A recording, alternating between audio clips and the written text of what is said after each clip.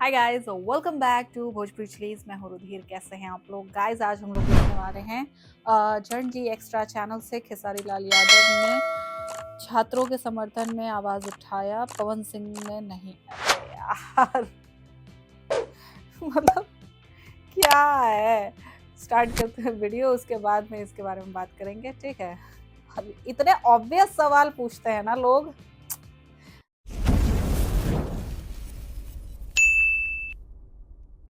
झंड जी, भोजपुरी में कोई क्यों जंतर मंतर के बारे में नहीं बोल रहा है, प्लीज रिप्लाई। नहीं, ऐसी कोई बात नहीं है। इंडस्ट्री में अभी भी बहुत सारे जिंदा मर्द लोग हैं जो बोल रहे हैं, जैसे रजनीश मिश्रा हो गए, खेसारी लाल यादव हो गए, और भी कई सारे लोगों का मैंने पोस्ट देखा है जो लोग अभी जिंदा हैं। ठीक है, मुर्दों की इंडस्ट्री नहीं है, बहुत सारे मर्द जिंदा हैं यहाँ पे। अगला सवाल लिखने वाले हैं साधना कुमारी, सॉरी लिखने वाली हैं, खैर लिखती है, क्या हम सब 1947 से पहले वाला गुलाम देश से भी ज्यादा अभी गुलाम देश में हूँ?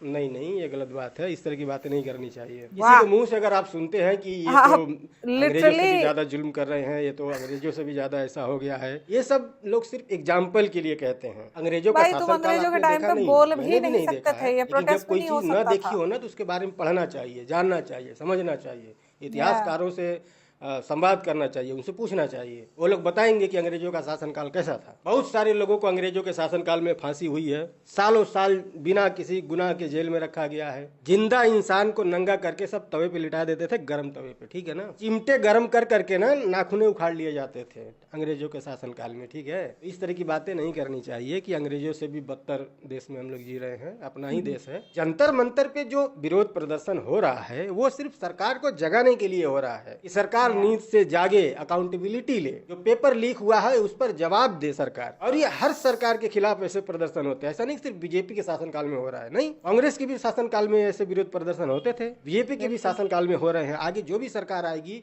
अगर वो अकाउंटेबिलिटी नहीं लेगी, जिम्मेदारी नहीं लेगी, तो उसके खिलाफ भी होंगे। अब देखो, नीट का पेपर लीक हुआ, 20-20, 22-22 दिन से लोग जंतर मंतर पर भूखे बैठे हैं कि सरकार हमारी बात सुन ले। सरकार नहीं सुन रही है, पेपर लीक हो गया, उस पर सरकार का अभी तक कोई जवाब नहीं आया, कोई जिम्मेदारी लेने को तैयार नहीं है। ऊपर से सवाल करने वाले को ये लोग एंटी नेशनल घोषित कर दे रहे हैं। तो इस पर जनता का गुस्सा तो फूटेगा ना, जवाब तो लोग मांगेंगे ना। और ऐसे जवाब हर सरकार से मांगे जाते हैं, चाहे किसी की भी सरकार रही हो या आने वाली हो या है। मांगा जाता रहा है, जवाब मांगा जा रहा है और मांगा जाता रहेगा। इसी को देशभक्ति कहते हैं। इसका मतलब ये बिल्कुल नहीं है कि हम लोग अंग्रेजों से भी, अंग्रेजों के शासन काल से भी बदतर काल में हम लोग जी रहे हैं, ऐसा नहीं है। आप अच्छा अपने घर में बैठे हो, एसी में बैठे हो, सो रहे हो, लेट रहे हो, खाना खा रहे हो अपने मनपसंद का, और आप कहोगे कि अंग्रेजों से बदतर शासन काल में, मतलब ये कहना बेकार है, ठीक है, नहीं कहना चाहिए ऐसी बात। अगला सवाल लिखने वाले हैं गांव का रिएक्शन। अच्छा, लिखते हैं, झंड जी आपसे दिल से एक अनुरोध है, कृपया जंतर मंतर पर छात्रों के प्रदर्शन पर भी एक वीडियो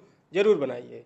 एक सवाल हर छात्र के मन में है, क्या छात्र क्रिकेट मैच नहीं देखते? क्या वे फिल्में नहीं देखते? अगर खिलाड़ी और फिल्मी सितारे जनता के प्यार से इतने बड़े बने हैं तो ऐसे मुद्दों पर उनकी राय भी लोगों के लिए मायने रखती है। मुझे इस विषय पर किसी बड़े क्रिकेटर, खिलाड़ी या फिल्मी सितारे की सार्वजनिक आवाज़ सुनने को नहीं मिली है। अगर मैं गलत हूँ तो कृपया बताइए।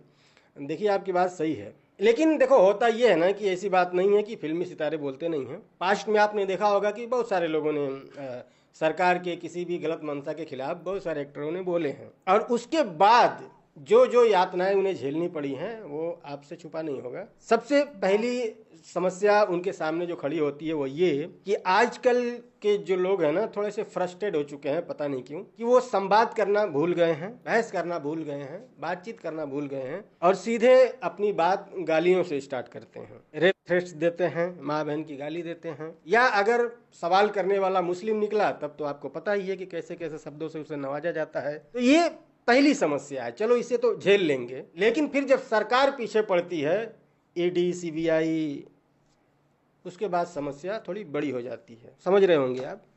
तो इस वजह से भी जो बड़े लोग हैं वो नहीं बोलते हैं, भाई कौन इस पछड़े में पड़ेगा। जिंदगी नरक हो जाती है उन लोगों की, ठीक है, काम धंधे पर निकलना मुश्किल हो जाता है। हम जैसे छोटे मोटे लोग तो भाई कुछ भी बोल के कहीं भी बैठ जाएंगे, कहीं भी निकल जाएंगे, कौन जानने वाला है हमें, कौन पहचानने वाला है। लेकिन जिनको लोग जानते हैं, पहचानते हैं, उसे हर कदम पे बहुत सारे लोगों का फ्रस्ट्रेशन झेलना पड़ता है, उनके Yeah. गाली गलौज को झेलना पड़ता है, उनके प्रोग्रामों को खराब किया जाने लगता है, उनके शूटिंग डिले होने लगते हैं, सड़कों पे उत्पात मचाया जाता है। कुछ संगठन भी है जो सड़क पे उतर के पुतला फूकने शुरू कर देते हैं। देखे तो होंगे ही आप पास्ट में। तो इसी सब की वजह से कोई सब पछड़े में पढ़ना नहीं चाहता। उनके पास बहुत पैसा है, वो अपने बच्चों को विदेश भेज के पढ़ा लेंगे, यहाँ तक भी उन लोगों ने सोच रखा है, लेकिन बोलेंगे नहीं भाई साहब। बाकी रही क्रिकेटरों की, तो भाई उनको तो ऊपर से ही बंदिश है कि भैया आपकी लिमिटेशन कहाँ तक है, कहाँ तक आप बोल सकते हैं। ऊपर से ही नसीहत दे दी जाती है, अन्यथा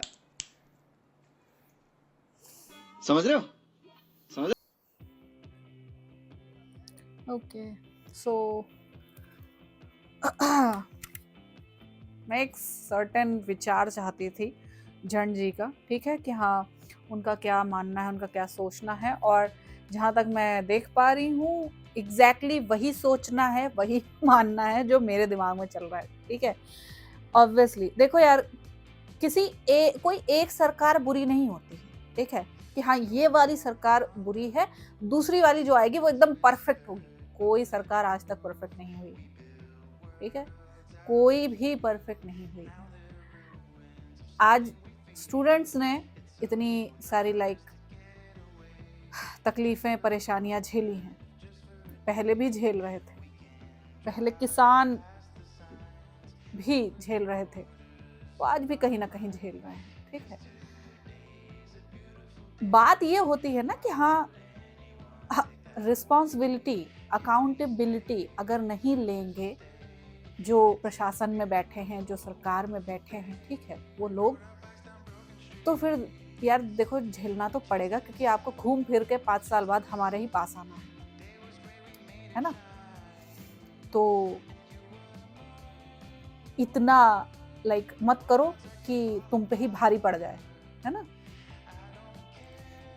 क्योंकि भाई पब्लिक वो सैलाब है, वो सुनामी है, ठीक है, जो जब तक शांत रहती है तब तक बहुत सुंदर समंदर लगता है, लेकिन जब वो सुनामी आती है ना तो अपने साथ सब कुछ बहा कर ले जाती है।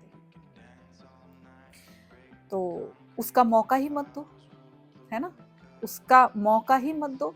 और जिस तरीके से माहौल चल रहा है ना,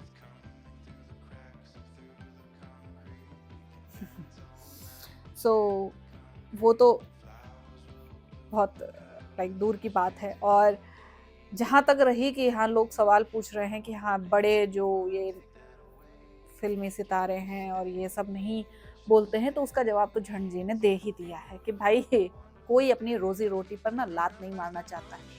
उन्हें हमेशा करंट जो पावर है उसके अधीन ही रह के काम करना पड़ेगा, क्योंकि आप लोग ने अगर इससे पहले देखा होगा तो ऐसी ऐसी मूवीज आती थी कि हाँ हर एक चीज को जस्टिफाई कर दिया जाता था, ठीक है, बहुत ही खूबसूरत तरीके से हर एक चीज में भाईचारा दिखाया जाता था, जबकि वो भाईचारा हो चाहे ना हो, ओके, वो दिखाया जाता था।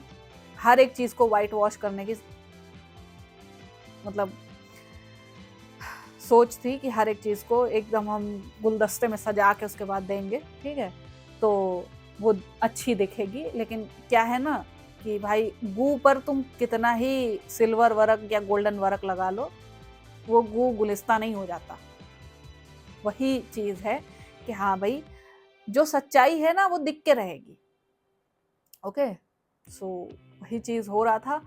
आज भी बहुत सारी ऐसी प्रॉब्लम्स हैं जिनका सल्यूशन ढूंढना, जिनका सल्यूशन होना बहुत ज़्यादा ज़रूरी है, वरना लोगों का दम घुटने लगेगा, ठीक है। और पब्लिक ही ये सब चीज़ें कर सकती है। जहाँ तक पेपर लीक की बात है तो मेरे हिसाब से दोनों तरफ से गलती है, ठीक है। सरकार की तो गलती है ही है, वो अकाउंटेबिलिटी नहीं ले रही है। मिनिस्टर की गलती है कि वो अकाउंटेबिलिटी नहीं ले रहा है और ये सब चीज़ें भ्रष्टाचार बढ़ता जा रहा है, करप्शन बढ़ता जा रहा है, ठीक है, उनकी गलती है ही। प्रशासन की गलती है जो इन सब चीज़ों को होने दे रहा है, क्योंकि प्रशासन का ये काम होता है कि जो ऑर्डर सरकार पास करती है या जो भी काम सरकार देती है उसे नीति न्यायपूर्वक करना प्रशासन का काम होता है, और वो नहीं कर रहा है, ठीक है। अंडर द टेबल बहुत सारे काम होता है, ठीक। और लास्ट में आके वो लोग अकाउंटेबल हैं जो ये पेपर खरीदते हैं, ठीक है? क्योंकि अगर तुम खरीदोगे नहीं तो ना, तो बेचेंगे ये किसको? घंटे को किसको बेचेंगे? तुम बताओ, खरीद क्यों रहे हो? 10-10, 20-20, 50-50 लाख लेके खरीद लेते हैं ये पेपर को, और उसका फल क्या होता है? वो तुम्हारे पैसे पानी में चले गए, क्योंकि वो रद्द हो जाता है भाई। पेपर लीक हो गया तो वो तो रद्द हो गया ना। जब वो चीज खराब ही होनी है, तुम क्या मतलब, तुम्हारी अकल पे पत्थर पड़े हुए हैं, बुद्धि एकदम गटर में है, किस चीज मुझे समझ में नहीं आता भाई, क्यों लीक कर रहे हो तुम? अपने बच्चों का भविष्य तो बर्बाद कर ही रहे हो, ठीक है? अपने पैसे गटर में डाल रहे हो, वो मेहनत से कमाए हुए, मुझे नहीं पता कैसे कमाए हुए, ठीक है? जो भी तुम्हारे कमाए हुए पैसे हैं, तुमने आग में फूंक दिए। इतने सारे पैसे देके जो पेपर खरीदे होंगे, क्या हुआ उनका? पाप और लगा तुम्हारे ऊपर दूसरे बच्चों के डिमाइस का, ठीक है? पाप और लगा, क्योंकि दूसरे बच्चों ने जो मेहनत की थी, जो बच्चे डिजर्विंग थे, ठीक है, उन लोगों ने जो मेहनत की थी, उनके मेहनत का जो खून पसीना था, ठीक है, वो एकदम जल के राख हो गया, सिर्फ तुम जैसे कुछ लालची भड़वों की वजह से, ठीक है? तो प्लीज ऐसे गटर छाप हरकतें करना बंद करो। जब तक खुद नहीं ईमानदार बनोगे, दूसरा कोई नहीं हो सकता। दूसरों से मतलब एक्सपेक्ट करना बंद कर दो, ठीक? दूसरों से एक्सपेक्ट करना ही बंद कर दो। और ये चीज ये नहीं कि हाँ 1-2 आदमी करेगा तब होगा, बल्क में करना पड़ेगा। जब तक सारी पब्लिक मिल के ये काम नहीं करेगी ना प्रशासन सुधर सकता है, ना सरकार सुधर सकती है, ना मिनिस्टर सुधर सकते हैं, कोई नहीं सुधरेगा। तुम्हें खुद बदलना होगा, तभी तुम सिस्टम बदल सकते हो। मैं मिलती हूँ नेक्स्ट वीडियो में। बाय।